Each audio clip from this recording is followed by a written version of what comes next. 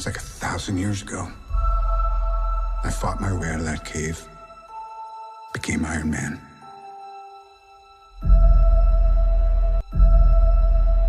Realized I loved you. I know I said no more surprises, but... As the Boston Red Sox trade Mookie Betts and David Price to the Dodgers. The world has changed. None of us can go back. Lifts a fly ball to left center field. Back towards the wall. It is gone! All we can do is our best. And sometimes the best that we can do is to start over.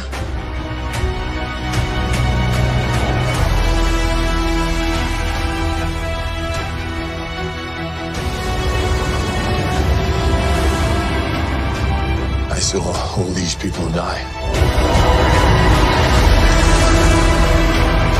I keep telling everybody they should move on. Some do, but not us.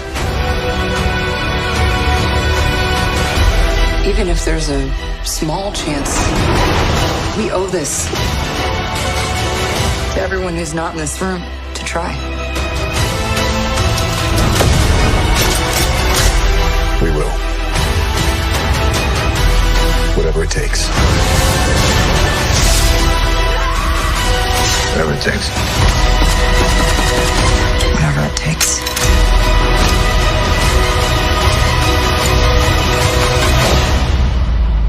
Whatever it takes.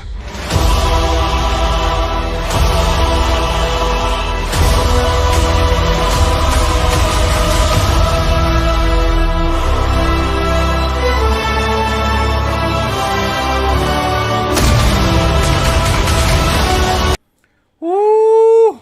Man, after watching that video for you guys, I hope you guys are hyped up, ready to run through a wall, and ready for destruction. Nah, I'm not even going to say destruction, but you guys are ready to party like it's 1988. I'm super hyped. I don't know how to contain my excitement. I'm like legit exploding on the end. Like I'm like bubbling inside, but I'm trying my hardest to keep everything, all those emotions in to get through this show. So let's get on with this show today. I've got so much to talk about today. Mike, the greatest showman in the world, the guy that's been LA fan. I'm talking about LA sports fan, from the Rams, Dodgers, Kings, Lakers. He's seen every single championship won in LA. He's been alive for them. So I'm always envious about this guy. And man, I'm proud to have him on the show. Mike, how are you doing today? Hey Jay, I told you we'd be right there, man. Yeah. I told you we'd be right there, and it was scary for a minute. It was, I'm not gonna lie, I was kind of really upset with Dave Roberts bringing in Kenley Jansen, and like so many others, we all share the same passion for our Dodgers, and seeing Kenley coming in from the bullpen in the ninth inning, that was stupid. I will tell you no lie, I was physically ill Saturday. Oh, physically ill. Couldn't sleep. I was really upset because I knew what the outcome was going to be. Everybody knew the outcome, and loyalty only goes so far. Yeah. If you want to win, what bullet you have in your gun. You don't go into a gun battle with the empty chamber, and Kenley just doesn't have it anymore. I can't say I'm sorry to say, because that would be, I want to win. We all do, Mike. We all want to win. I mean, it should have been celebrated on Sunday. We should have already been done. It was a done deal. Yep. And, he had people in the pen that could come in and shut him down, even though the play had so many errors. I mean, we're watching it over and over again. Even MLB saying one of the greatest World Series games of all time. No, it wasn't. No, it wasn't. It's not, unless the Dodgers win. Yeah. Oh, you're right. You're right. It's great for all the haters. Mm-hmm. Absolutely. Did you see that celebration by Alex Rodriguez? He even he laid down on the table on the desk, the MLB desk and started kicking his legs in the air, so excited that the Dodgers lost. Like that's and petty. Zinger, who is this guy on MLB Network, he's their host. He's admitted years ago that he's a huge San Francisco Giant fan. They're all that's his team. He straight out admitted it when they won. The Giants won those championships in those 3-4 years. He straight out admitted it.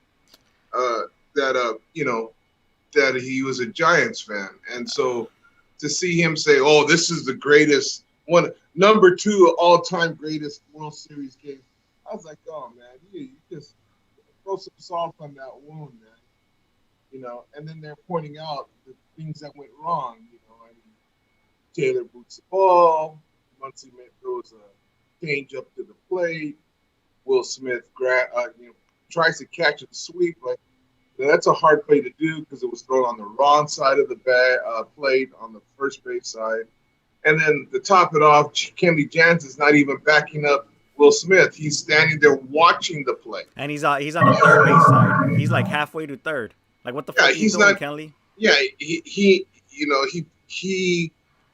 saw on that one hit, he saw everything that his career would have been ended on a sour note, because if they would have came out and won the next game, that's all you'd be hearing about. But fortunately, our boys in blue came out and they weren't even phased about that loss. Mookie gets the double, and then we go on from there, and we're here with a 3-2 lead going into the night's game. Hopefully, wishing that we pick it up, and hopefully coming out with a win tonight. I mean, look, like I said long ago, and I've always said this, it's not over until it's over. It's not over until it's over. And until that last out is recorded, and we have not seen it yet. Saturday is We're on the verge. We're all on the edge of our chairs waiting for this to happen, wanting it so bad. And, there's a lot of pressure on the Dodger team. They all know what's at stake. Yeah. Well, and Saturday they want it for to your theory. Like Saturday, the Rays came back and it was not over, despite the Dodgers having the lead going into the ninth with 2 outs. The game was not over until Kenley blew it up. And so many things, so many factors go into that. But one thing that I do want to talk about is there's the Rays second baseman, Adames. I'm calling a little bit of a crooked cheat here. Saturday's game, Muncy stretched a single into a double. He got into second, and Adames hugged him and pulled him down. He straight up pulled him down. There was no doubt about that. Then we're looking at Sunday's game, and you have Adames push Austin Barnes, his leg, off second. He slid a little late, so his momentum was still carrying him past the base, but his leg still stayed on the bag. Adames came over for the sweeping tag, and with his opposite hand, he pushed his leg. He pushed Austin Barnes' leg. You know what that's called, Jay? That's called game shit. I mean, if you could get away with something, which they they're gonna do it. Yeah, which they did plenty of times. If you ain't cheating, you're not trying to win. Damn. And whatever you can get away with, look, that's not a reviewable call. Neither one of those calls are reviewable. Yeah. So the umpire has to, he has to see that, with Muncy, I saw the momentum, and Muncy tried to hold up, but homeboy pulled him down with him. Yep. And, that was obvious to me. The umpire's right there on the play. He should have called him safe. Yep. Because he was being assisted off the bag. The second play also was a little fishy, like you say. Adames, he did both of those plays. They should have been called. But, hey, they got away with it. So, unless you're called out on it, by Dave Roberts coming out and yelling, like Tommy Lasorda did in 1970, was 77. The bump. When Reggie threw out his hip on the double play ball. Like he was stuck at first. He was stuck at first base. I reviewed that play. So Reggie was running from first to second, and he stopped. And he knew back to first. He went back to first, and he was close. He was like right in front of Steve Garvey, like literally blocking his view from the ball. Well, he threw his hip out. That too. Knocked the ball down. That too. And Lasorda came out was an American. That's back when the American League umpires wore their red and blue, and the National League wore all blue. And it was I forget the guy's name. The umpire, it was an Italian guy with this. I believe his name started with the P. But anyway, either way, it was an American League umpire making the call, and we lose the World Series. So there was a few plays like, but that was a turning point in the game. So, hey, we're up 3-2. We got to face Snell. This guy, he's no joke. Look, and lot of people crying about the Catman pitching tonight. Yeah. Tony Gonsolin has been really good all year. Yep. He had a couple bad outings, but he's been really good all year. And I thought Buehler was going to pitch, but evidently they're going to hold him out. So we will see how Tony Gonsolin. Well, do you think he'll have a short leash? Do you think he's going to want to get 4 or 5 innings out of him? Dave Roberts has already said that he's not looking to just have him be a opening pitcher. Like the last inning, the last time Tony Gonsolin came out, he only opened for the first inning, and he was pulled, I believe, in the second inning after a couple of pitches. So he wasn't. He was like a legit short leash. I think this time Dave Roberts wants him to go 4 or 5, which will be great if we get 4 or 5 innings out of him, and then hopefully my fear. This is my fear. This is like legit my fear. Dave Roberts is notoriously stupid as fuck, and I'm getting tired of his shit. Well, he's definitely got to get fired. I don't think there's any doubt in that. If Roberts wins the World Series, he's not going anywhere for another. It's gonna be hard. 5-10 years. Yeah, it's gonna be hard to get him out of there. It's gonna be definitely. Yeah, but, there's a lot of things I don't like about Dave. And, I have friends of mine say, "Man, you're so hard on Dave Roberts." It's not always fault. But you got to put players in the position to win. Yes. Oh my God. And that's the key for the manager too. He has to make these calls from the dugout in field general. He's the field general. And if you have a weak field general, you're going to have trouble. But look, Gosalin's ERA is 9.39 in the playoffs. I mean, he's 0 for 0-2 in games pitched. I mean, and he hasn't been who he was all year. He just, for whatever reason, it hasn't clicked. And also, Jay, these guys are rookies. Yes. May and Gosalin are very young people, although there's some great pitchers out there that are in their early 20s. But, these guys are being tested to the fire. Yep. It's great. Like I said, this is a great thing, putting them out there for. This is the most pressure you could possibly inflict on a player. You're in the brightest of lights, the most stressful situation. This is the biggest game of your life. This is the World Series. So this is going to build your character. It's either going to break you or build you, one or the other. And so far, Tony Gonsolin has been broken, but he hasn't been failed. Like, he hasn't given up. He hasn't fully given up. So I'm loving that Dave Roberts is at least putting them out there. Dustin May, Gratterall, Tony Gonsolin, they're all getting that exposure, which is great for them. I love Gratterall and Gonzalez. These guys are that's your bullpen. Yeah, absolutely. And your boy came in, and I bet you had a heart attack. Triton came in. Oh my God, he's been killing it though. He's been great. I remember I was hating that he was on the NLDS roster. I was so pissed that he was in there instead of Dylan Floral. And so far, man, training has been so far so good. Lights out, and damn. All he right. He looks like 2018 when Triton. He looked really good. Yep, reliever of the year. So I feel confident with that guy coming out from the bullpen. Yep. More so than Kenley Jansen, let me tell you. Oh my God, poor Kenley. Kenley gave us some great years, bro. I mean, he gave us everything he had, and he's father time has caught up to them, and with his heart condition. And this is where Dave Roberts fails as a coach, because he should already realize this is not the same pitcher from 2017 who was elite, unhittable.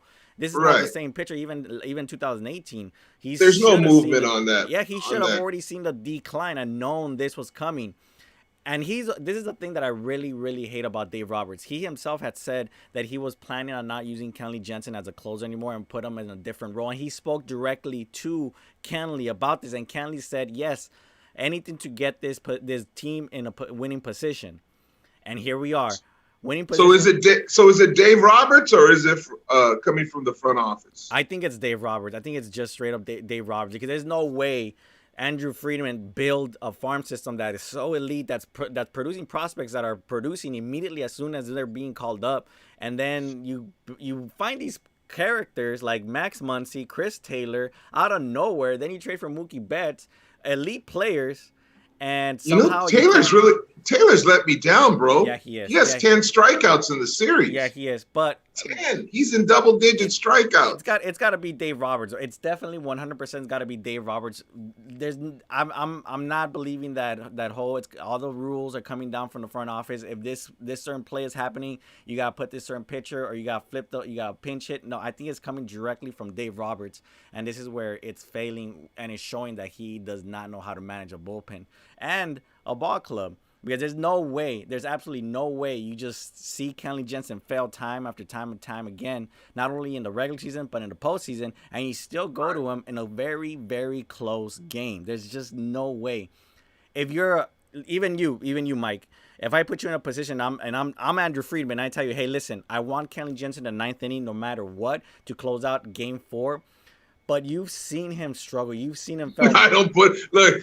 Every Dodger fan yes, that knows right? the game knows that Kenley's not going to go ahead and he's not a lights out, shut him down closer anymore. Exactly. And what I'm going to is, if I'm Andrew Friedman, I tell you as Dave Roberts, hey, I want Kenley Jensen in the 9th inning no matter what. You're either going to say, all right, you got it. You're the boss. I'm going to do that. Kenley Jensen's coming in the 9th. But when that time comes, you say you don't do it. You just don't. You just don't do it as a coach. Or you say, yeah, you argue back with Andrew Friedman and you tell him, no, I'm not doing that. Kenley Jensen has been on a hard decline. He's going to cost us that game, so we're not going to deal with that. We're not going to do about that. And you get into an argument, you butt heads. It doesn't matter. Andrew Friedman and Dave Roberts should have butted heads there and then and said no, regardless. Well, there's where manager, you couldn't tell Tommy Lasorda shit. Exactly. He's going to do what he's going to do. No matter who you were. You could have been Walter O'Malley. Tommy Lasorda would have stood up right in front of him. Yeah, I know. He's going to do what he thinks is best for the team at the time, even though the player's getting paid all that money. Mm-hmm. So, it's coming down to, really, I see Will Smith too. He's let me down a few, and he's batting in that 5th spot, and he's batting 143. He has 2 RBIs. He's come up time and time again with runners. I know he did great in the championship round. He did. But, he hit that 3-run homer against, But right now in the World Series, he's struggling. Mm-hmm. Him, Bellinger, Taylor. Oh, my God. Taylor's batting 200, and he has 10 strikeouts. Smith has 9 strikeouts. I mean, these guys are major holes in our lineup. Isn't Bellinger below the Mendoza line? No, Bellinger's batting. Let's see. Yeah, batting 158. Oh, that's disgusting. That is disgusting. He's an Bellinger's batting 158, and you know who is really Jock Peterson. Yeah, buddy. Wow. Can you imagine? They tried to trade him to the Angels, and the Angels didn't want him. So all you Angel fans out there, there you go. Already screwed you again. Oh my God. Ross Stripling and Jock Peterson for I don't even remember who the return was, but you guys could have. It was some throwaway because we wanted to get Mookie, and they wouldn't do it, and they were trying to make some type of cap room or to get him onto the team. But hey, we got. Thank God that deal didn't go down because Peterson's been key. He's been key to this World Series. He's gonna. Oh yeah, Peterson. He has 3 RBIs and a home run. And Seager, your boy Seager's doing his thing. He's MVP. Yeah. They're trying to make an argument. Kershaw. No, they're trying to make an argument for Rosarena to get the MVP because I'm listening to this stupid shit that's on TV, MLB Network saying, Rosarena is having a great series. I mean, without a Rosarena, the Rays wouldn't be where they're at. Yeah. I'm thinking, he could win the MVP even though they lose a series. That's I'm like, whack. That's whack. What the hell are these guys talking about? That's stupid. What are they watching? Yeah. I mean, Seager's batting 471. 4 RBIs, a home run. and he's only struck out twice. I mean, damn. This guy, he sets the tone. Him and JT. Now, oh my God. You know, I hope JT stays with the Dodgers next year. You know, he's 35. You know, we're talking about third base, and you have to have quick reflexes at third base.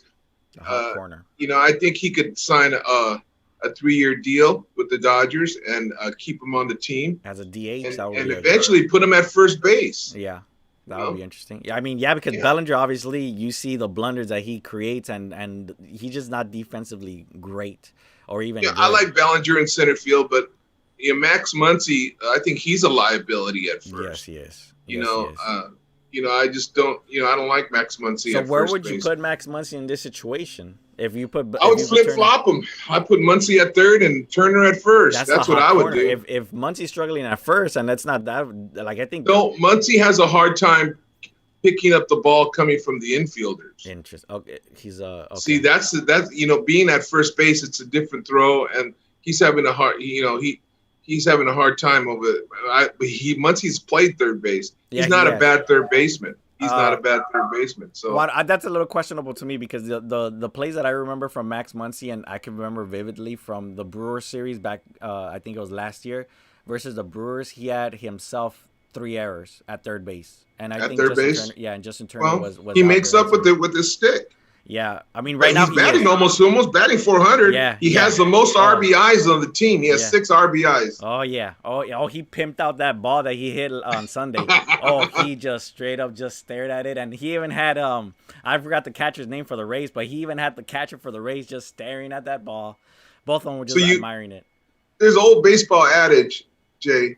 If you could hit, they'll find a place for you. Oh, that's true. And you know, and check this out. If the National League adopts the designated hitter, then you could ride with Mac Muncy and you'd be okay. So do you think Mac Muncy would be better as a DH and Justin Turner at first base rather than flip-flopping it at DH for Justin Turner? Well, you could do it once in a while. You know, you could maybe go out and find a third baseman. Yeah. You know, there's a lot of changes.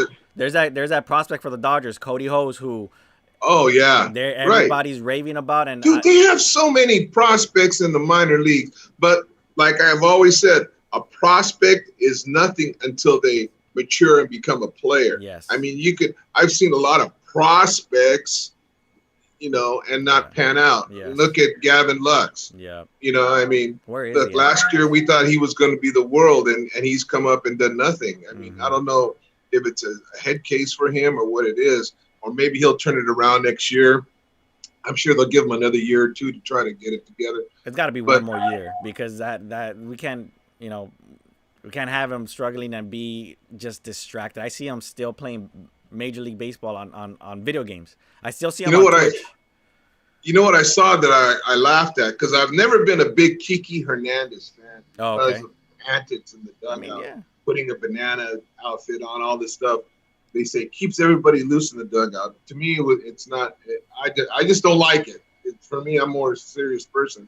But he got a couple key hits, you know. And which game was it, on Friday night, where he got a base hit to extend the lead, and I was hit a double. I was Wait. Your audio cut out. Your audio cut out. I think. Is your microphone on, or did you turn it off? It's on. Oh, Can you hear me? There you go. Okay. Yeah. So I think I think he got his at bat was for a trying to get a bigger contract, because next year he becomes a free agent.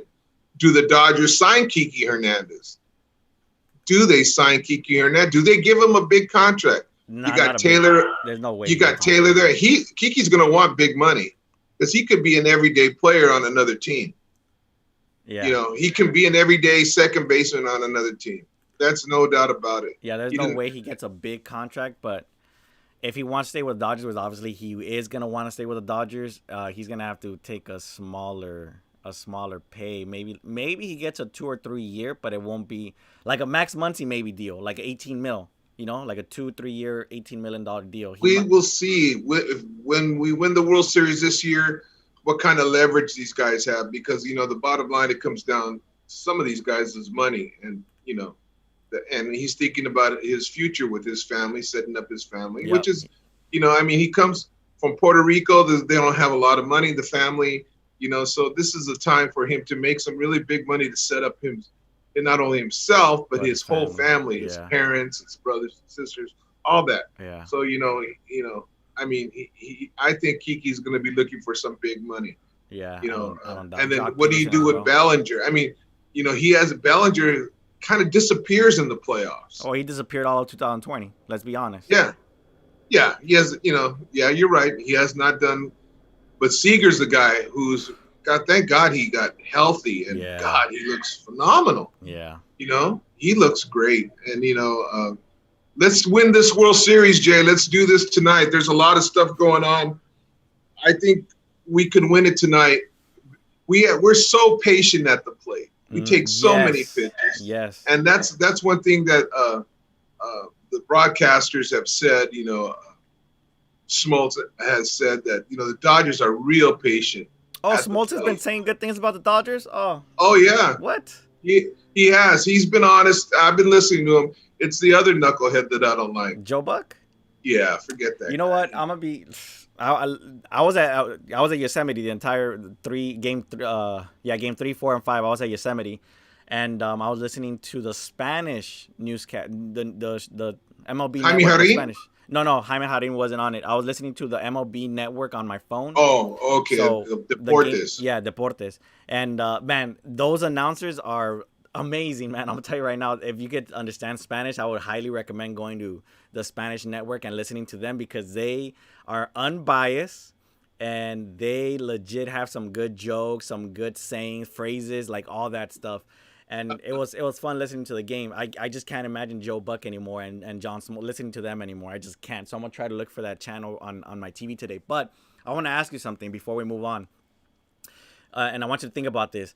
What play or who do you think has been the biggest reason for the Dodgers, if they were to win the World Series today, for them to win the World Series? And for me personally, it's Justin Turner's dive to get that the double play, Ozzy Albies, to get Albies out, and then he quick reflex and the reaction, understanding that there's someone still going to third base, to throw to Seager and get that double play. I think that's the moment the Dodgers won the World Series. I understand what they've done in the actual World Series, but that moment right there is the reason why they advanced and why they're winning it. That's for me. Yeah, that turned momentum on, get our way. Yeah. Mr. Momentum came our way, and that's a little league play that we teach kids, right? To know the situation.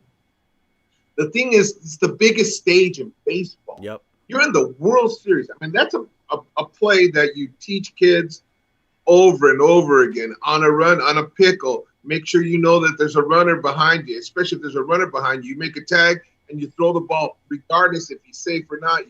You make that play just in case what happened. And, Turner is a Southern California guguy. Yeah. Went to Cal State Fullerton, right? And they teach fundamentals is key. Fundamentals. And this is for all you people out there, all your dads, grandpas, and kids who are playing the game. Fundamentals are key. If you work on the fundamentals, you can be a flashy player. You can be a great athlete. But if you do not have fundamentals, knowing what to do with the baseball at certain times, that's a perfect example of what fundamentals will give you. And Justin Turner made it. I think now you want to talk about one of the greatest plays in World Series history. That should be one of the greatest plays in World Series history. Absolutely. Not the boggle of the other night, throwing the ball around. That play should be on the highlight reel. But they're gonna put, the haters back east, they're gonna play up that stupid play, with Taylor and Muncy and Smith. Yeah. But they can make up for that stupid. They did it. Kershaw's done his. Kershaw won 2 games this series, and he's never done it. He's never, in all his World Series, all his playoff appearances, he has never won 2 games in a series. That's incredible. He's probably one of the greatest pitchers of all time. And, it goes to show you that they didn't have enough offense to back him up. Unfortunately. And then they wore his arm out. I mean, when they took him out the other night, when Roberts, he got the first two guys out in the sixth inning, I believe, and Roberts comes out and, he says he brings in Dustin May. I was upset. A lot of people are upset. Why are you pulling the guy out? And what Kershaw says in the interview, he goes, that was the plan. I did not to face the righty. And I got to tell you, Kershaw, the old Kershaw would have been pissed, but Kershaw wants to win this thing. This World Series will change his whole legacy on the pitcher Clayton Kershaw is. His whole legacy will be changed with this World Series championship. He will no longer be called what if or couldn't do Kershaw. Kershaw, he's a great guy. He's a great pitcher, athlete, but what a great humanitarian he is. So, him and his wife go to Africa every year. They got a fund out there. They feed starving people, give them water, set up. His wife goes down there and sets up schools for learning for kids. This guy's a humanitarian. He deserves to win a World Series. And this is why I fucking hate forever, and I'm going to go piss on that bitch-ass stadium in Houston. One day I'm going to go and I'm going to take a huge shit on that fucking roof. I'm going to rent a fucking helicopter, and I'm going to stick my ass out of that helicopter and take a shit on that fucking field. Fuck Houston. Fuck those piece of shit bastards, because of them, Kershaw's legacy is stained. Because of them. He could have two World Series championships. A second championship, great ERA. He would have had phenomenal numbers. But those bitch-ass motherfuckers who suck dick over there in Houston fucked it up for us. And this should have been our second title. That little Altuve, 5 feet nothing. Oh. He's a great athlete. He could hit the ball a long way, Altuve. But if you go to a batting cage and if you have that kind of talent and a fastball's coming, you're gonna hit it. So that's they cheated us. 17 and 18. Those are our championship. Even the Red Sox. I hope Cora never comes back to Major League They're Baseball. already planning on bringing them back. MLB Network, everybody, even Ken Rosenthal, who came up with the story of the cheating scandal, everybody's already saying that teams are lining up, including the Chicago White Sox, and he's already naming teams that are interested in both Alex Cora and AJ Hinch. So let me tell you something about Major League Baseball, Jay. They're a good old boy situation. They take care of their own. And, apparently. You ever wonder why some of these generation after generation after generation players, my great-great-grandfather played Major League Baseball? Because you knew someone. Look, there's a lot of great talent out there. I knew guys that could play Major League Baseball, but weren't given the opportunity because they didn't know the right person. Believe me, this is fact. Not everybody's Mookie Betts, right? Not everybody's friggin' could hit up, play defensively, great hitting and running. So you have a lot of average players that could play the game at a pretty good level, but they're not phenomenal. Yeah. And they're playing in the league. It's watered down in a lot of ways, but they have a lot of family and friends that are playing that they know someone in the front office. I've known guys, there was a guy I played ball with named Leo Lemon. His brother was Chet Lemon, played for the Detroit Tigers. Leo played with the California Angels, and he was in the farm system. Leo had 65 stolen bases in the minor leagues, and he couldn't get a friggin' look. Mike Port was the general manager of the Angels. They brought in Gary Pettit. They brought him, couldn't hit out of a paper bag. That guy was horrible. Now, Leo was a great hitter, speed, but he had a little chip because he was following after his brother. His other brother, Ralph, played for the A's. But Leo couldn't get a look because, one, he was black. Two, he was a black man who had a voice that wouldn't take any shit. But he had the talent to play in the major leagues. And he was overlooked. There's a lot of stories like that across Major League Baseball. So, to have Mookie Betts represent brothers in the World Series. I'm very happy. I hope that he has a better game tonight. He has not been hitting. He has 5 strikeouts.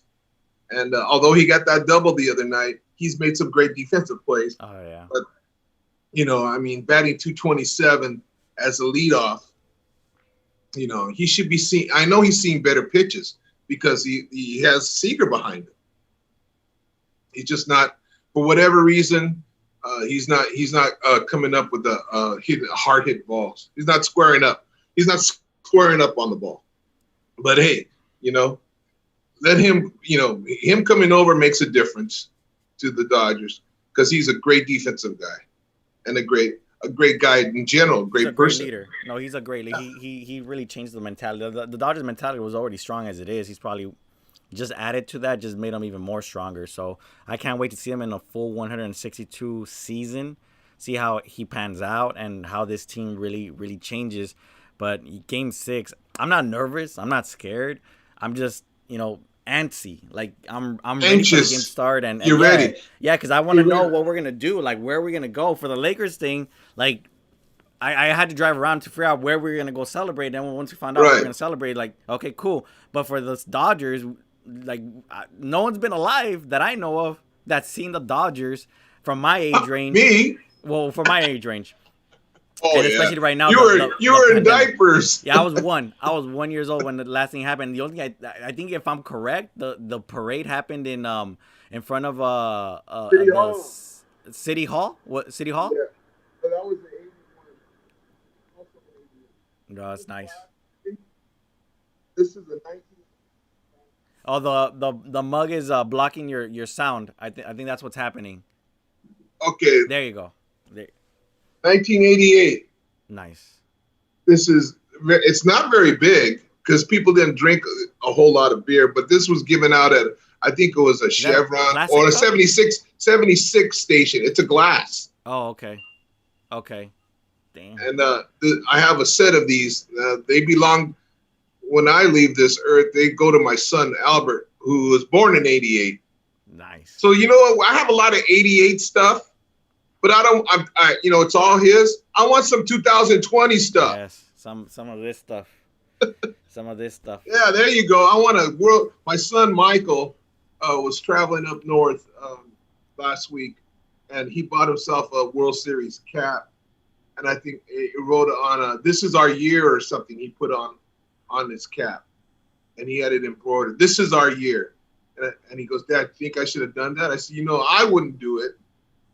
But if you want to step out and do it, go right ahead. I want a hat that says world champion. That's what I was waiting. That's why the Lakers thought. I always wait, because the last thing you want to do is be reminded of when they lost, like the 2017 hat. Whenever I see the 2017 logo, it just reminds me and it pisses me off.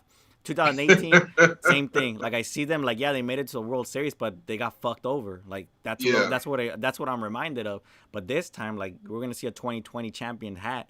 And it's going to be the first time that anybody's going to be able to wear one and see how it is. So I'm hoping today, when they're celebrating. The first time your generation, bro. Yeah. 40 years old. Because when you meet guys who are 40, they were 8 years. They're 8 years old. Yeah. They don't remember the 88 championship. Mm-hmm. They may have vaguely remembered something. Oh, yeah, I was with my dad. I remember him drinking and cheering in the living room or something. But they can't vividly remember sitting there watching the game. Now, my kids, I am bred in baseball. The funny thing is, the other day, my son got a message from one of the kids I coached, a young man now that I coach. He's like 32. And he says, "Man, your dad hasn't changed." He goes, "Yeah, my dad's, Coach Mike's passionate." They call me Coach Mike. Coach Mike's passionate with the Dodgers, that. And there's a picture of that young man. He had corona. He caught corona. He survived. That guy, I was real concerned because he had underlying health condition. But him and his wife survived. And I have a picture of him and myself and my other 2 boys. We were at when they used to be able to go down on the field and meet the players. So Mondesi was on that team. Tommy was coaching, And so we went down, and and there's a picture of us in center field, and I'm looking at that picture, and I'm thinking, man, my boys are 8 years old here, 7, 8 years old. I try to make a memory for them, and I remind them, do you remember when we went on that field all those years ago? Oh yeah, Dad, I remember. So Seth, his name's Seth Varela, tells my son Michael, he says, yeah, I remember when we went down your dad took me to the game, and we went on to the field. I remember that. I said, oh, that's good. I'm glad he has a good memory. Yeah. That's what I try to do, Jay. Let's make memories. Let's make a 2020 memory that will stay with us. You know, I was almost I was an Angels fan. I was a huge Angels fan when I was young. My brother would take me to Anaheim, and we would watch Angel games. I remember, Chili Davis. I remember a couple of Tim Selman was the main one that I'm never going to forget. And the reason I became, I would go to both Dodger and Angel games. I would love both of them. Mike Piazza was my guy, and Tim Selman was my guy. Those are my guys. And I remember one time I was trying to get Tim Selman's autograph, and I was a little kid. And he was signing autographs. I was at the field. My brother was watching. He was waiting for me to get an autograph. And I was in front of him. He was signing. He was giving everybody hugs and, shaking hands, taking pictures. And when he came to me, he literally said, I'm done. And he kind of pushed me away from the picture. And he kind of pushed me away. And I was like, no way. My idol just rejected me. I just felt so worthless at that moment. So I was like, fuck the Angels at that moment. And the game hadn't even started. I was a little kid, and at that moment I was like, I hate the Angels. Fuck the Angels. Yeah. And I became a full-time Dodger fan, and I was like, never again am I rooting for the Angels. So every time I get an opportunity to trash the Angels and see them fail, it's like, yeah, that's what you get, Tim Selman. That's what you get. Well, I'm tired of hearing 2002 in this century we won it. It took the Dodgers to show the Angels how to win. It took Sosa and Alfredo Griffin and Mickey Hatcher, Dino Ebel. These guys showed the Angels how to win. Before that, the Angels didn't. Gene Mock and those guys didn't know how to win. I remember seeing Gene Mock with his face when Donnie Moore gave up the home run, and they lost. And I remember all that stuff. As a kid, I used to ride my bike up to Chavez Ravine, up to Dodger Stadium. This was 68, 69. We lived in Hazard. I don't know if you know where that is. Yeah, Kim. right over the freeway. Right over the 10 freeway. Yeah, I grew up over there off Tremont Street next to Murchison Street School. And my cousin Chilo and I used to ride our bikes up to Dodger Stadium. And 2 weeks before spring training in Vero, the pitchers and catchers would go to Dodger Stadium and they would work out. They would run the stadium and stuff. So that's when I first met Wes Parker. Do you know who Wes Parker is? I want to say he was an infielder. Yeah, he was a first baseman for the Dodgers, 6-time Gold Glove winner. He had a decent stick. He wasn't, but I met him when I was 8, 9 years old. I must have been about 10 or 11, something like that. So years later, I get my degree from Cal State, Rio Hondo College, Cal State, LA. I become a probation officer, and I'm working at Central Juvenile Hall in East LA, right down the street where I grew up, off of Soto and Alcazar. And so I look up, and comes walking through is Wes Parker, and he comes in to talk to the kids, try to talk to the kids, tell them about baseball and Dodgers and this and that. And I look up, and he's wearing these moccasin boots, right? He looked like somebody out of 1965, right? And I look at him, I said, "Hey, aren't you Wes Parker?" He goes, "Yes, I am." I said, "Man, I met you when I was 10 or 11 years old at Dodger Stadium. My cousin and I used to ride up there, and we used to watch you guys work out." He goes, "Wow." And I said, "Can I get your autograph, Mr. Parker?" He says, "No problem." So I have a piece of paper, scratch paper I had at work. I didn't have any cards or anything. Yeah. He writes out, "To my number one fan, best wishes, Wes Parker." And I said, man, that's cool. And he was really, back then when I was a kid, just to go back to your story, that was the difference between that age and your age, right? By the time, if you fast forward 30 years, these guys are so full of themselves, they don't take the time to say to a little kid, hey, you know, I'm going to do ahead. You can't do everyone's autograph, but to push somebody aside like that, be respectful of the chance that you have to play Major League Baseball. Now, Tim Salmon, you know of Tim Salmon. I know of Tim Salmon, but there's very few people that know of Tim Salmon. Yeah. What's a damn shame is Mike Trout is one of the greatest baseball players we have in today's game, and he's never spoken of other than maybe they do a special on how great Mike Trout is because he plays for the Angels, because he plays for a losing organization. Yeah. Can you imagine if Mike Trout was a Dodger? Ooh, this Dodgers team would have won. For sure, they would have won in 2016, 2017, 2018 might have been iffy, but they would have probably still won. 2019, they would have won, and then 2020, so they would have been 5-time champions by now. Easy. Yeah, you know, and he would be a household name. Mm-hmm. You know, I mean, he's Mickey Mantle. You know, yeah. I mean, really. I mean, the guy was a great ball player. Remember a few years ago when Bellinger won the MVP? And last year. Yeah, well, was it last year? Or it seems like 100 years ago because of this COVID. The way he's playing? Yeah, no, but it was last year. But, you know, and they were talking about who's a better outfielder, Mike Trout or Cody Bellinger. Well, there's no doubt in my mind, Mike Trout. Yeah. You know, and I'm a Dodger fan. Cody has to learn the game. You got to be able to go go the other way with the hit. Mm-hmm. And all Bellinger does is pull the ball. He did try to learn to go the other way for a while. And that's when they had Mickey Hatcher as their batting coach. And he was working with Bellinger. But they went away from that. All of a sudden, everything was going to your power, trying to kill it. Yeah. You know, there's other ways of, when you're in a slump, Jay, when I used to teach kids this all the time, when you're in a slump and you don't see the ball right, bunt the ball. And people say, why do you want to bunt the ball? Because you're able to watch the ball hit the bat. And when you see the ball hit the bat, you gain confidence. Okay, I see the ball hitting the bat.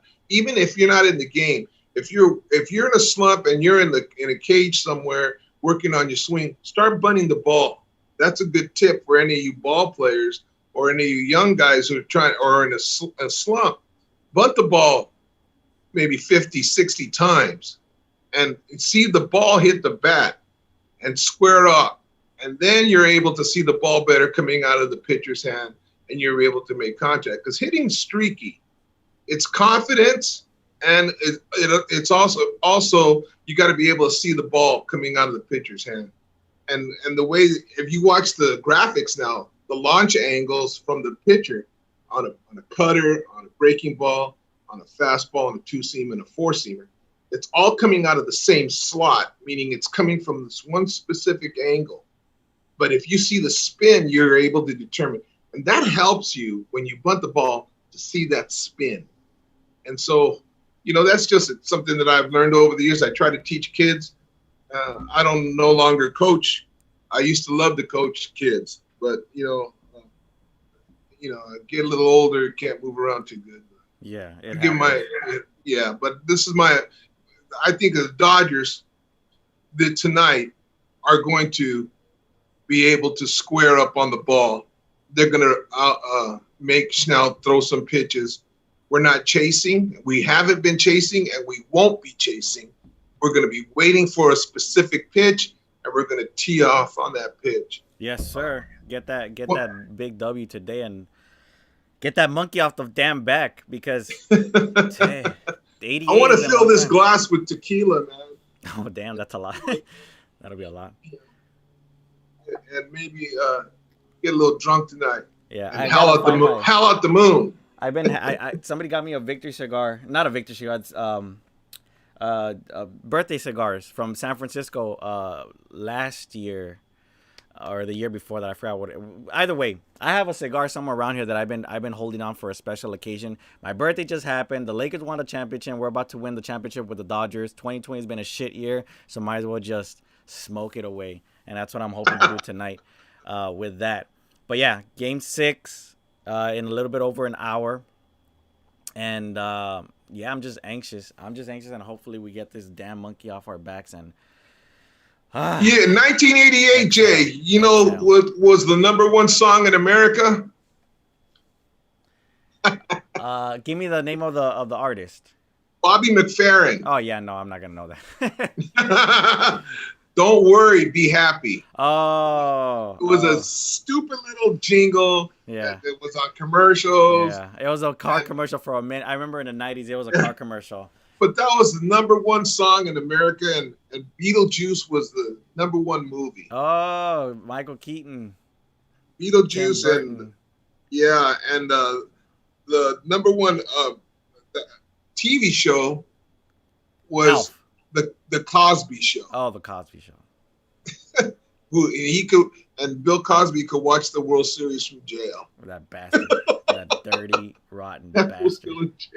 Disgusting. But a long time ago, Jay, 32 years ago. It is a long time ago. But I'm not looking forward to see what the #1 song in 2020 is. A lot of garbage has come out in 2020 that I'm not looking forward to. Having it connected with the Lakers and the Dodgers. Hell no. I've heard some jingles that don't. You know, nothing's gonna beat "I Love LA." I mean, that's. Oh yeah. I remember the first time I heard that song. I was playing softball. Oh shit, man! It was in the early '80s, '81 or something. And that's when the Lakers won the NBA championship. It must have been 79, 80, somewhere around there. 80, I heard 80 was a championshut for the Lakers. 81 was the 76ers. No, 81. So it must have been 79, 80 when I heard "I Love LA." But I remember I was on a softball field and a guy was playing the song. I said, "What the hell song is that?" He goes, "Man, that's a Lakers song. I love LA." I'm like, "Oh, okay, cool." And it just stuck, and it's been our anthem forever. It's an LA anthem, and it's become a tradition for every team in LA except for the Clippers. Fuck the Clippers. To play the losing Clippers. Everybody's starting to. I saw, what's his name? Oh my God, Ice Cube, the NWA. He has a son, O'Shea Jackson. O'Shea Jackson is a huge Laker and Dodger fan. And he went on social media, just like I did. I gathered all the information. I found out who didn't wish the Dodgers good fortune during the World Series. The Clippers were the only team, and I'm talking about only team in LA that did not congratulate or wish the Dodgers well. And they're getting heat for it now. I mean, they're starting to realize, like, yo, no one's going to support the Clippers from now on. And I'm glad. I'm happy. Well, no one's really supported them anyway. They were the doormat of the NBA forever.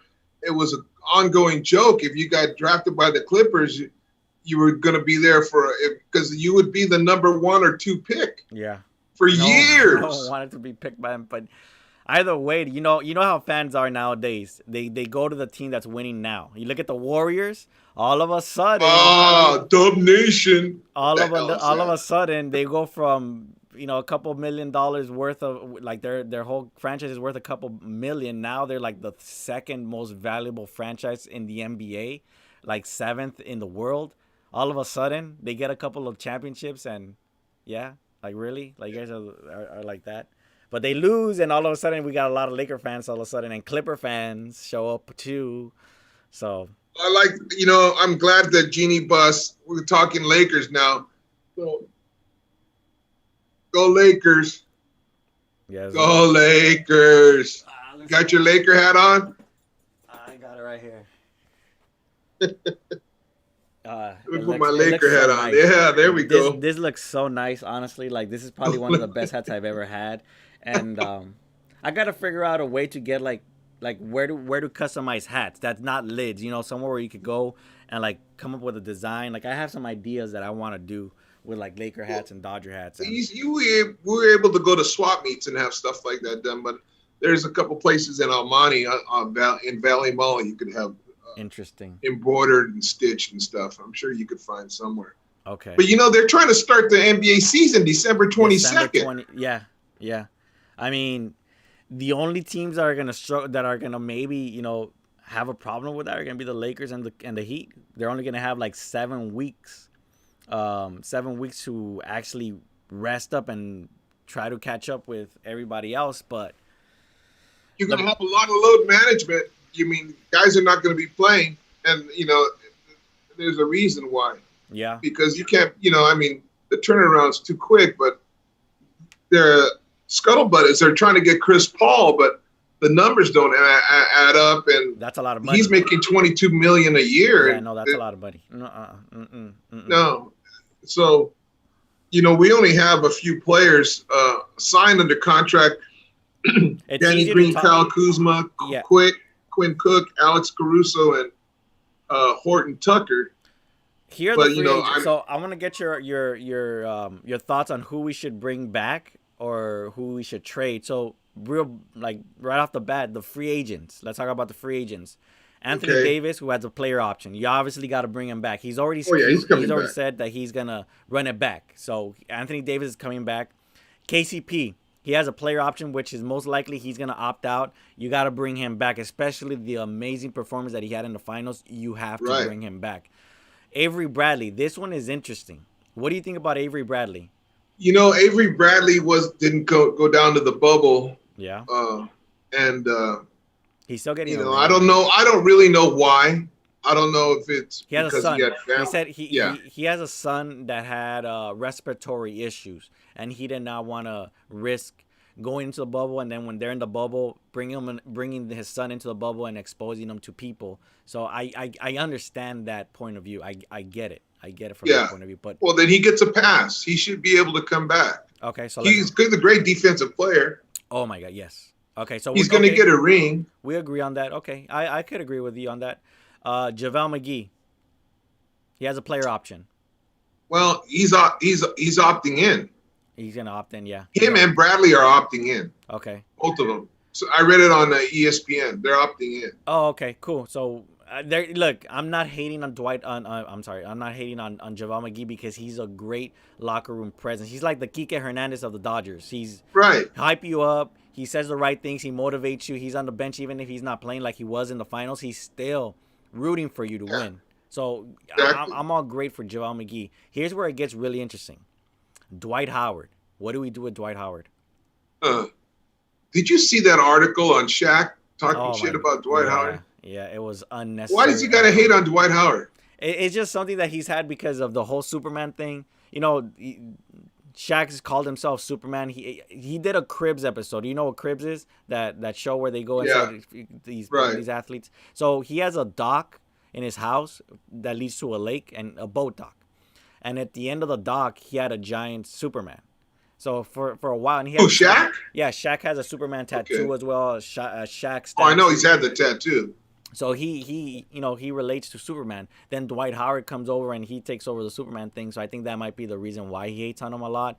And then a lot of beef between him and Dwight. I thought it got squashed the moment that Dwight came with the Lakers, but it is what it is. Well, Shaq has bad feelings for Dwight because when Kobe was here and Kobe wanted Dwight to help him win the championship, he didn't. Howard didn't do it. He was immature, but he had some issues and he worked through those issues. It's hard. That's a lot of drama. Yeah. And what do the Lakers do? They're gonna do what is best for the Lakers. So what I think the Lakers should do, I think they should give Boogie another shot. Yeah. I like Boogie Cousins. What Boogie Cousins gives to the Lakers is a big man. Dwight Howard's a big, strong guy, big presence defensively, right? He's a good defensive player. Mm-hmm. But offensively, he doesn't give him a whole lot. What Boogie does, he stretches the floor. And Anthony Davis would love to win a championship with Boogie on the court because they played with the Pelicans together for a while. Yeah, and it worked out well. That was the year that they upset the Trailblazers as the 8th seed. Right. So I think definitely. But Dwight Howard, what do you think? We bring him back? Like that would be a good option to bring him back or not? Well, Well, isn't he? He's not signed. He's a free agent. He's a free agent. So I really don't know how much he's going to want. How much money is he going to want? I mean, well, I think it was a player minimum. Let me actually check on Dwight Howard. Yeah, that's what he played last year. He was a player minimum. Dwight Howard contract. Yeah, and the good thing about his contract this year, the Rob Pelinka is a genius, man. He said, well, he signed him to a contract where he had to play to earn his contract, and injuries happened, he wasn't going to get paid, and if in case it didn't work out with Dwight Howard, they had an option to only pay him $1 million, and that's it. So it was an incentive contract, and it was 2.5. It was a little bit over $2.5 million salary that he played for this year. So if Howard is able to do what he did this year, bring him back. But that's a big but. He's already got his ring now. He's 33. He's going to be 34 next year. Yeah, but he's already got his ring. Yeah. So what's going to motivate him? A second ring? I mean, to me, he has a lot of. I think he has a lot of kids. I think he has a lot of mouths to feed. I think his family's big.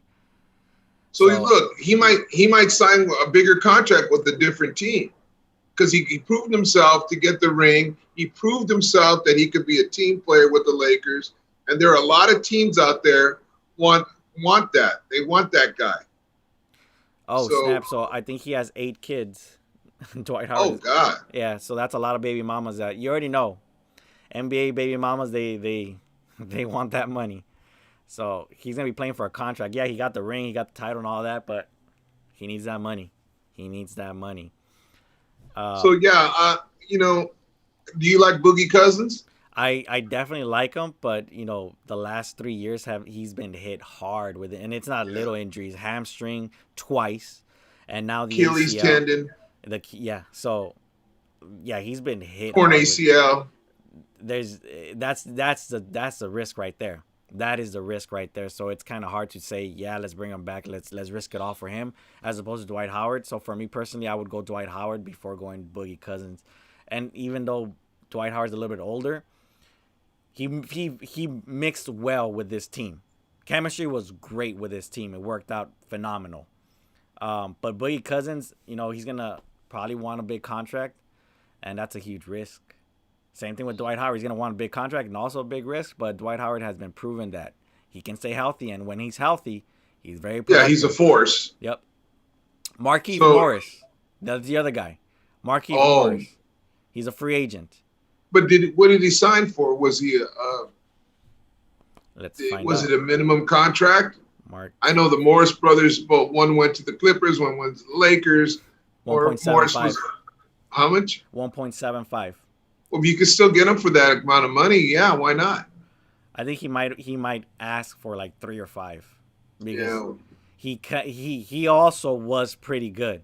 He stretched out the floor. He stretched the floor. He had some and he played against some of the big guys. Yep, he had some key moments. And he played he played good defense. So he's worth he bought in. Yeah, he's worth it. I'd say we bring him back. Markieff Morris definitely got to be back. How about Rondo? Rondo's a player option, so I think he's already said that he's gonna opt out of that and he's gonna get a new contract. Rondo during the regular season is not that great. He's not that great, but during the playoffs, we just saw some elite performance. Like this was amazing performance from Rajon Rondo. So it's kind of iffy, and his contract. Let's see what his contract is. Rajon Rondo. Oh, he opted out though. He's not. Yeah. He didn't opt in. So him and Pope opt out. Yeah, they're gonna opt out. So they're gonna get paid for sure. So Rondo got 2.56. He might stick around because he wants to get that third ring. He's probably gonna demand $5 million, and he's 33, gonna be 34 next year. So I'd hate to see him go across the hallway.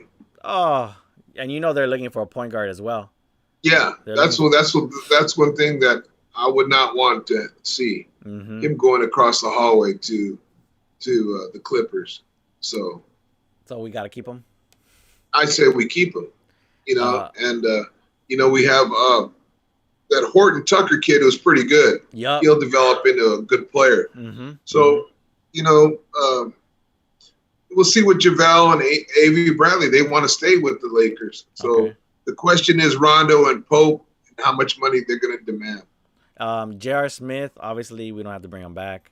Right. Dion Waiters, another one that we don't really have to bring back. Even though he had a good regular season bubble. Like, just those 8 games in the bubble that he played, he was pretty good. But I don't know. He's like a loose cannon. I don't Here's the deal. have trust in Do him. you really – here's the way I look at next season. Do you really want to be the number 1 seed going into the playoffs next year? You could go in it as 4 or 5 seed and save your legs, save LeBron's legs. Anthony Davis, he took a beating, Davis, during the playoffs. They're both with injuries. Yeah. So you want to, you don't have to be the number 1 seed going into the playoffs next year, especially if there's not going to be fans in the stands. They're going to be playing in their own arenas. They're not going to be playing in a bubble. So without fans in the stands, there's less pressure on the players. Players could play. So it's just like, after the first of the year, depending, of course, the presidential race has a lot to do with we expect in professional sports and college sports, because if the orange man is reelected, then I don't see sports progressing. I see it regressing, because he's not going to have a mask mandate. The virus, even though there's going to be a vaccine in 5 months, the vaccine it's not like it's going to be like the flu vaccine. Only 50 to 60% of the people it's going to help. Yeah. So there's going to be a lot of people getting ill and stuff. So how do you open up these stadiums? And basketball's played indoors. It's not played out in an arena like a baseball diamond, Dodger Stadium or SoFi, which is like it could be opened up. So there's a lot of stuff that's going to be variables as far as how these teams are going to be playing their seasons. I know the concern with the NBA is the Players Association and the rules that they have, strict rules on drafting and all these. There's a lot of stuff involved. So the Lakers, Pelinka, winning the championship is great. God bless them. We won. We're 2020 NBA champions. Yes, sir. But going into next season, there's a lot of questions. We do know we have King James. We do know we're going to get Anthony Davis. We do know we're going to have Alex Caruso, which is a big part of our Lakers squad. That guy brings energy. Alex Caruso reminds me of Kurt Rambis, who could shoot. A lot of people were bashing Alex Caruso. They didn't believe him. I remember hearing a lot of Rocket fans, a lot of Bill Simmons talking all that trash about Alex Caruso, and he came in and he just shut all them up. I've always been a Caruso fan. Same. What I like, Jay, are guys who give you 150. Yep. If you give everything you can on the floor, that's why a lot of times I'll take effort over talent, believe it or not. Yes. Because talent will get you there. Effort will win you a championship. Yes. That 2 years ago, the year before LeBron came to LA, that team was poised for something great. They won 35 games, I believe. They had young guys, Larry Nance, Ingram, all the players Randall. that we drafted, except D'Angelo Russell. That's the only thing that I always wonder what the Lakers would be if we had all those young guys, Jordan Clarkson, Larry Nance, D'Angelo Ingram, Lonzo. Instead of Lonzo, I would have gone Tatum. Team, oh my God, that team, young and talented. And look, let's not even forget that Luke Walton managed to flip this 17-win team into a 35-win team the following year with kids. Luke Walton did a great job. Yeah. I kind of bummed out that we don't have Luke Walton. I mean, well, I like Vogel. Yeah, Vogel was the ideal coach. He was the ideal coach for the Lakers because he brought in something that Luke Walton didn't bring, which was obviously defense and a little bit more of I guess like professionalism. Luke Walton was a player's coach. Like he I like Luke Walton. He's going to do good in Sacramento. He'll turn around that franchise. But I mean, the Lakers have a lot of holes to fill. And you know what? After what Pelinka did last year, I have a lot of belief in what Pelinka will be able to do this year. Absolutely. He'll pull the right strings. He'll do what it takes to get us in that position again to win a back-to-back championship. Well, everything that's happening to the Clippers was supposed to happen to the Lakers. And, the opposite happened. And now you're seeing and you're hearing that the Clippers are going to break all that up and rebuild. Like, their core pieces are going to be Paul George and Kawhi Leonard. But even some analysts out there that are connected to the Clippers are saying that the Clippers are going to shop around Paul George. And one of the scenarios is supposedly to the New Orleans Pelicans for Lonzo, Drew Holiday, and someone else. I forgot who else, but they're planning on moving Paul George, which obviously is the problem. A lot of players in the current Clippers team did not even like him. They didn't even believe in him. They rolled their eyes when Paul George tried to give that speech. We got to run it back, all that. If this Clippers team, Montrezl Harrell and Patrick Beverley and their other guy, Lou Williams, if they decide to leave, that Clippers team is going to be in some serious trouble. And us as Laker fans, we're gonna love it. We're gonna love watching, especially after all that trash talking they did. Yeah, I don't see very many Clipper jerseys or Clipper paraphernalia walking around town recently. No. They went back in the. You ever see that Homer Simpson meme when into the he's bushes? Coming out of the bush and he goes back in the bush? Well, that's what Clipper fans are. They're hiding in the bushes. They're going to the Warriors fan base. They're going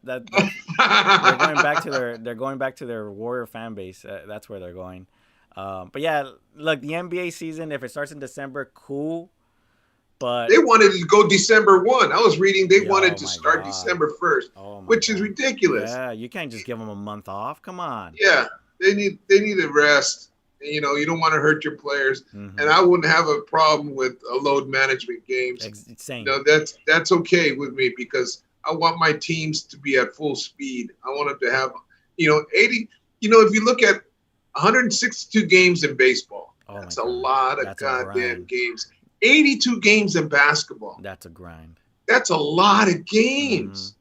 And so they should even look at that, but they're not going to because that's money. Yep. It's money in the owner's pockets. They want fans. That's how they make their money. And so, the Players Association, they should have more. They have power, so they in the NBA definitely have power. They could negotiate to shorten the season from 82 maybe to 62 games. Yeah, I wouldn't be mad at it. Not at all. From what I'm seeing with the World Series and NLCS with fans in attendance, it seems like it's working out. So maybe, it could be possible to have 20 to 25% capacity at stadiums. Right. It could work. I mean, I don't see a problem with it, but I wouldn't go. Yeah.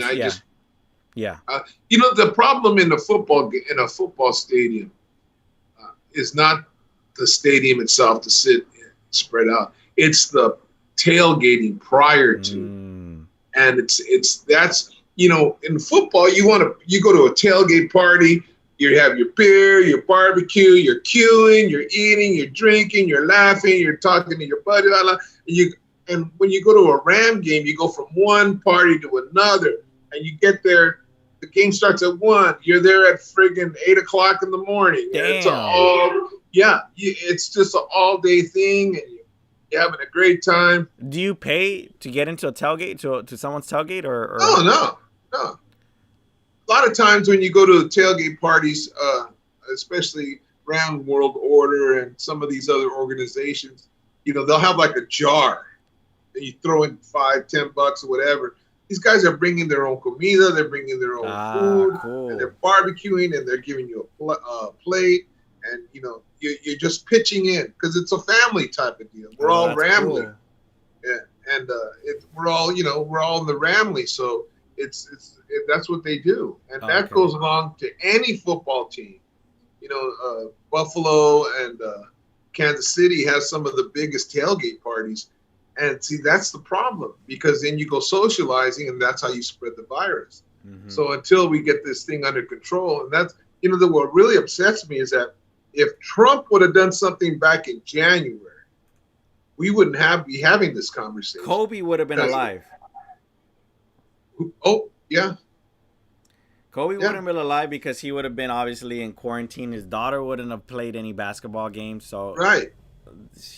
Things happen. There's a lot of repercussions what the Orange Man has done to our way of life, but to in the United States, we the majority of us are sports fanatics. Yes. You have a small percentage, and I really mean this. It's not the majority of us we attach ourselves to different teams. Even Dr. Fauci has his sports teams. He's a Senator fan. Yeah. Everybody, look, when Barack Obama was a president, he had his sports team. Hell, Reagan had his sports team. The only one that doesn't have a sports team is Trump, because he doesn't care anybody but himself. He's mad that the NFL didn't even grant him the NFL. They wouldn't let him in because they knew he didn't have real money. His money wasn't real. It was That's fake. crazy when you hear that. When you hear something like that, you go, what?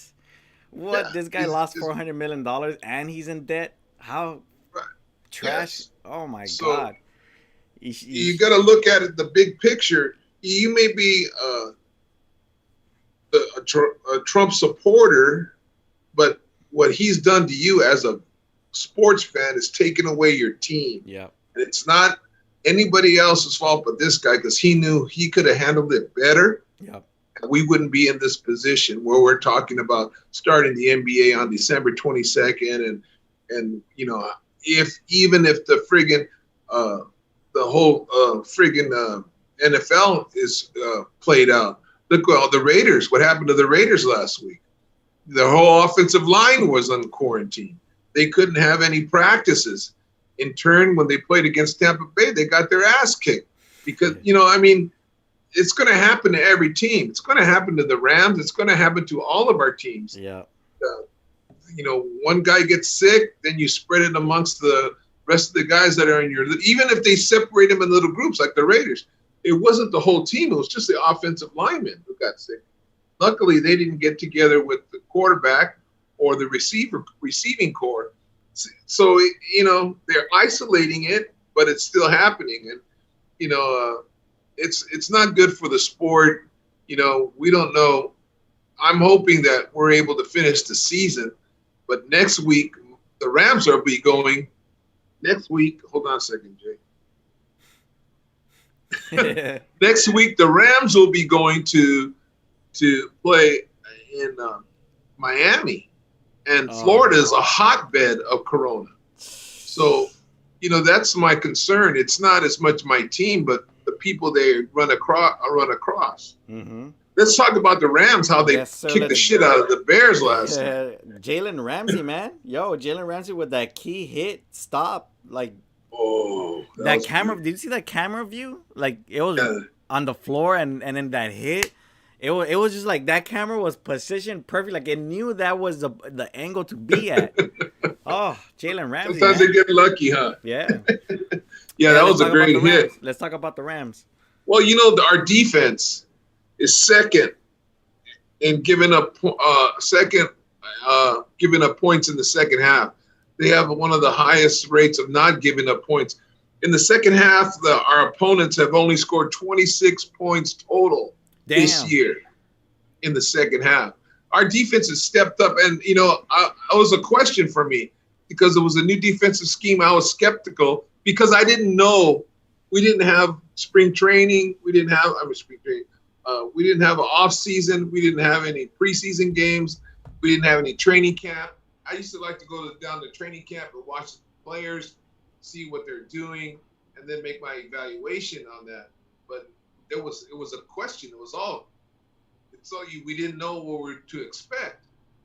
Last week when we played the 49ers, we had a terrible first half defensively. Oh, God. We went in and we thought we were going to just walk all over them because the 49ers were all hurt. Mm-hmm. But that wasn't the case. And then I had a concern. Well, we won 4 games, but we beat the NFC East, which is a mess. The Eagles, the Giants, the freaking Cowboys. These guys suck. They have the worst. That league, they have the worst division. Those guys just terrible. So we were able to handle those teams. But my question was, what will we do against the Bears? Because the Bears had a great defense. They have a great defense, but they had no offense. So I wasn't too concerned about the offense, our defense against their offense. My concern was how are we going to play against their defense, because those guys are monsters. Those guys are really good. We scored 24 points. We should have scored 27. That the kicker Sloman is going to be gone. Yeah, I saw a tweet about a couple of hours ago that the Rams released Sloman.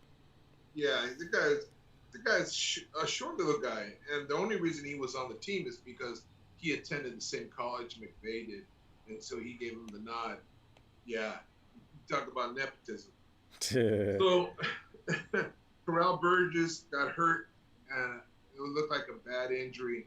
He was a safety, and he played with the University of Utah. That's great.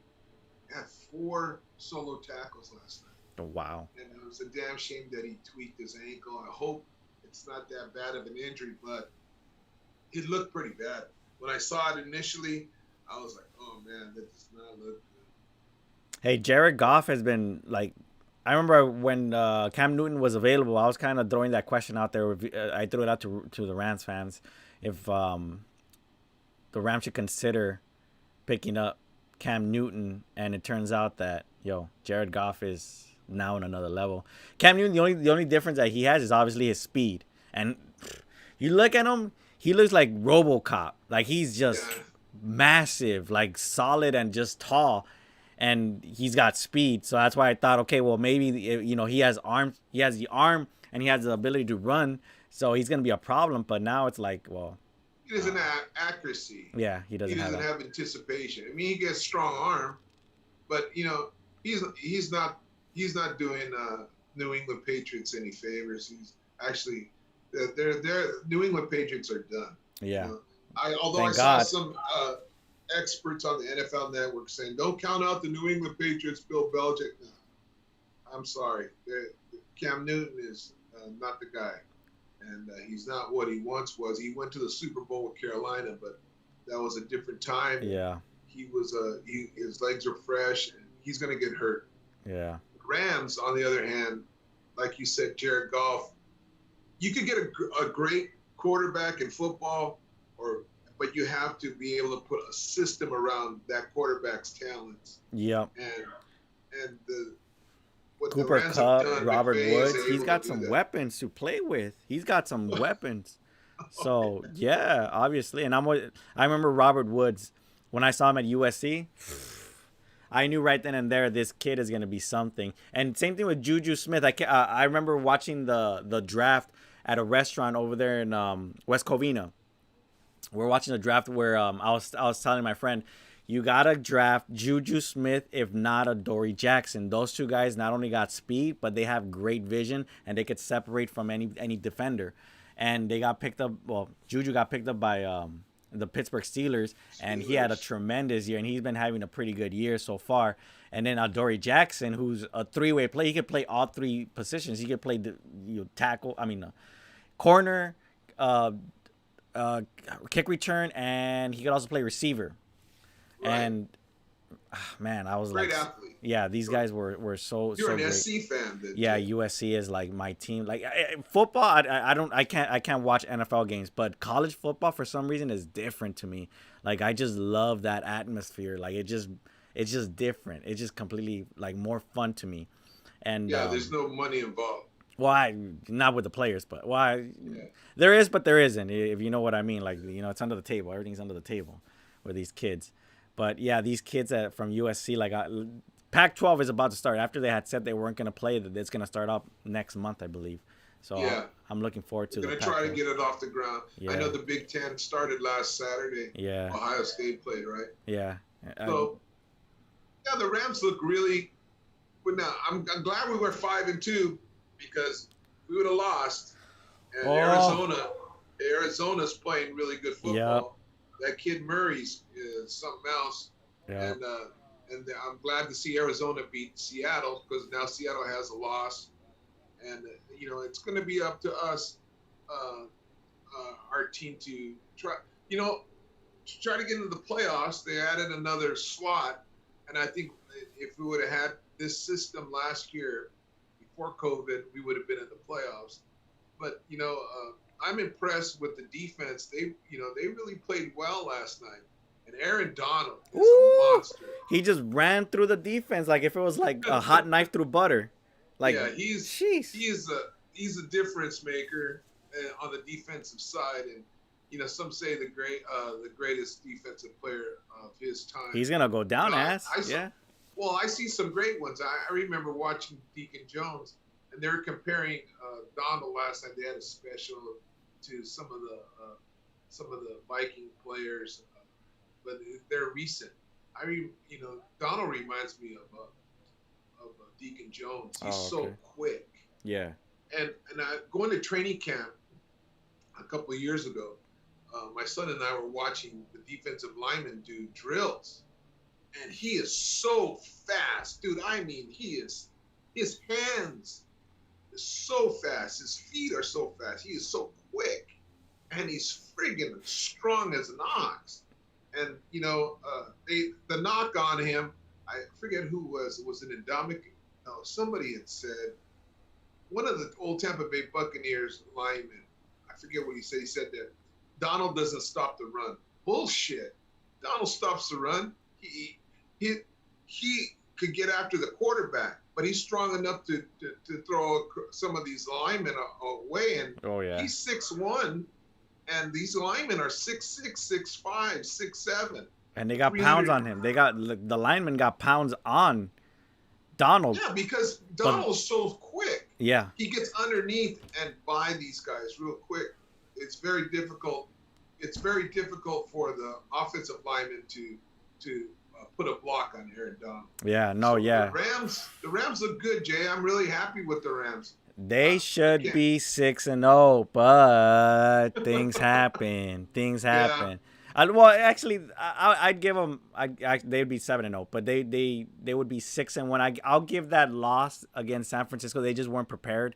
They got caught slipping, so I'll give them that one loss. But we already know that.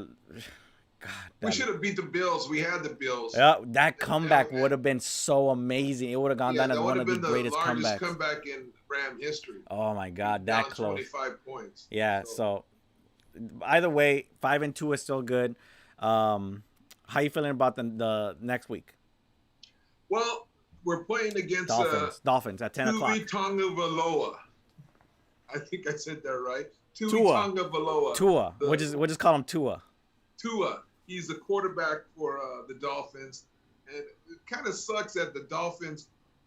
Fitzpatrick got him to a certain point. They were playing good football, yeah. And then they pulled Fitzpatrick and put the kid in, and I get it. He's your number one draft pick, blah, blah, blah, blah, blah, blah. But when you're winning, sometimes you don't want to break it up. They're 500. 3-3, yeah. The Dolphins. They're playing 500 football. And they lost to the Pats, game 1. They lost to the Bills. Both of them are in their division. They beat the Jaguars. They lost to the Seahawks. And they won their last 2 games. They beat the 49ers and the Jets. Well, the 49ers and the Jets are not that good. So the Rams are going to go in there into Miami and give an ass kicking to those. Let's get it.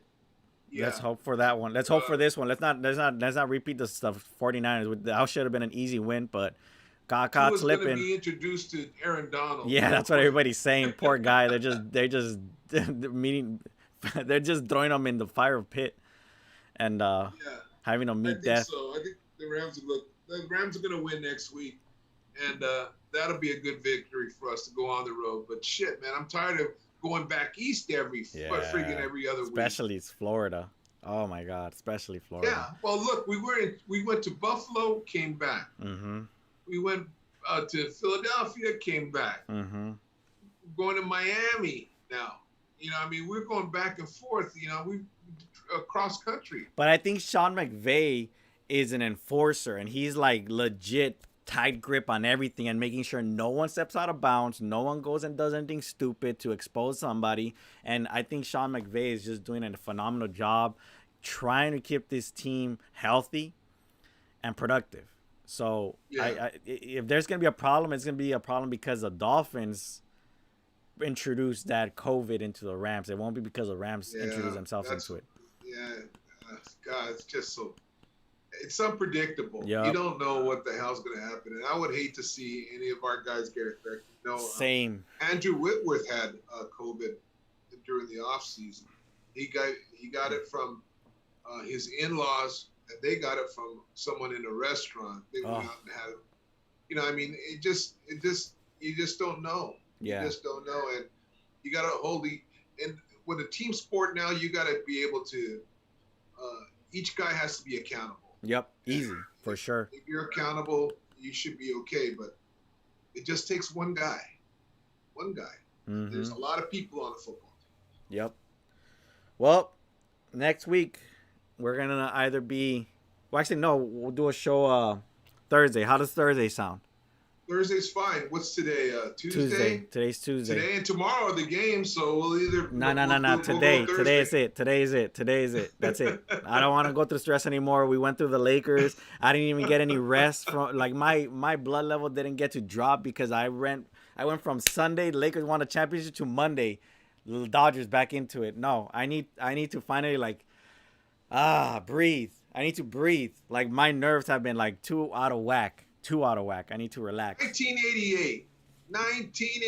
Yeah, I know. The Today's got to be it. we won a world championship. Our Dodgers are going to win. I got my Mookie Betts jersey on. 1988. Let's repeat it. And we won't have to. You know one thing what's going to be great after tonight? We won't have to say 1988 anymore. 2020. Other than that was one of the years that we won. Right? That's what we want to be able to say. 2020. Yeah, in 1988, we won one in 88. But we're champions in 2020. And how crazy is it going to be that 88 was the last time the Dodgers won, and also the last time the Dodgers and the Lakers won at the same time, so 2020. So a 32-year difference, and here we are. 2017, we were robbed. Those fucking bitch-ass, motherfucking, cocksucking, douchebag, trash-ass, motherfucking bitches of Houston are always going to be known as that, nothing more. If they try to put an asterisk on this, fuck them. Fuck them. This is still a better title than that 2017 championship for the fucking Nationals. It's a real title. Yeah, this is a real title. It's a real deal. We didn't have to cheat, unlike the Houston Asterisks. Mm-hmm. No, they went ahead and cheated us, and Boston cheated us. And I think that's why Mookie came to L.A. And because he knew, that could have very well be the reason. Yeah. That he knew that they cheated. Yeah. And he needed to come here and make it right. Yeah. Well, right off the bat, look at how happy he is here. You don't see. I mean, there were some times Mookie was happy in Boston, but you don't see that type of Mookie happiness like you do today with the Dodgers. Like, he's running out on the field waving and smiling and being happy, joyful. Like, even with the opponents, like, I might not like it that much, but it's good to know that Mookie's a good guy even to the opponents. Like, he'll slide into second and he'll, like, make sure that the second baseman is okay, and he'll, like, say, hey, good job and stuff. Like he's interactive. So I like that about Mookie, but I do wish that he was a little bit more, I guess, aggressive or villainish. And you know what? When you're that good, you don't need that. You just let your game talk for you. When you're that good, you don't need to be hating on anybody. Yeah, that's true. I worry about the guys that are hating on Mookie. There are some guys out there that are going to be hating on Mookie, especially after we won the championship. Oh, they're going to be hating on LA for decades, like they always do. But look, this is what we got to do from now on. LA has been marked as a villain. We've been villainized. We've been marked as the evil empire. There's teams out there that cheat. There's teams out there that talk trash. There's racism out there in teams. But we as LA fans, Lakers, Dodgers, Kings, anything related to Los Angeles, we are the villains. So might as well embrace it. LeBron and the Lakers, they embraced the villain role. Look how smug they were. Look how just cocky and arrogant they were during the postseason. Like, that's what we need from the Dodgers. Embrace that villain role. Bring back Puig. Bring them back and let's get let's get that hate flowing again. They want to hate LA. Let's get it. Is Puig still playing? No, I don't even think no one picked him. No one picked him up. So I think we should give him a shot and just let him be that villain. Because you already know, whenever he wagged his tongue, running into third, sliding into third base, licking the bat, smelling it, and just being cocky, that's what we need from the Dodgers. They hate us. Let's give them a reason to hate us. We're about to win that title, and they're gonna really hate that we're champions. They're really. We are the center of the sports universe at this very moment. Yes, sir. And when we win the World Series, there'll be one more friggin' mark on LA to say that we are the sports capital of the United States of America. Yep. And when the Rams win the Super Bowl, it'll be the trifecta. 2021 is going to start off with a championship. 2021 is going to start with. That's right. No one can say shit to us. They're going to really, really be upset. Oh, they're going to really be upset. But Mike, let's close it out before the game starts. So tell everybody where they could catch you and contact you.